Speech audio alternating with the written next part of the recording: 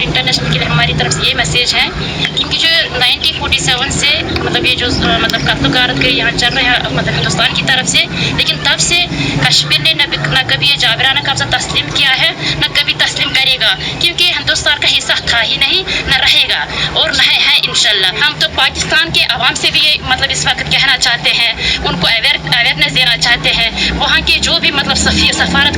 سفارتکار ہے باقی دنیا میں، ان کو بھی یہ پیغام دینا چاہتے ہیں کہ وہ باقی دنیا تک ہماری آواز کو پہنچا دے، کیونکہ ہمارا واحد ایک وکیل ہے اس وقت وہ پاکستان۔ ہماری آواز جو اس وقت دنیا تک پہنچتے ہیں وہ پاکستان کے ذریعے سے پہنچتی ہیں، ہمارا واحد وکیل ہے پاکستان۔ اس لیے ہم پاکستان کے سفارتکاروں کو یہ پیغام دینا چاہتے ہیں وہ ہماری آواز کو دنیا تک پہنچا دے، تاکہ دنیا کے عالمی دباؤ کے ذریعے سے ہندوستان پہ دباؤ مطلب آ جائے، وہ یہ بات منوانے پہ مطلب بالکل آ جائے، کیونکہ کشمیر ان کا اپنا حصہ نہیں ہے، کشمیر ان کا اپنا حصہ نہیں تھا، اس لیے انہیں جابرانہ قبضہ کیا ہے، 47 سے جابرانہ قبضہ کیا ہے، اور ہم تب تک لڑیں گے، تب تک ہم نہیں بیٹھیں گے جب تک کہ نہ اپنا حق واپس منوائیں گے۔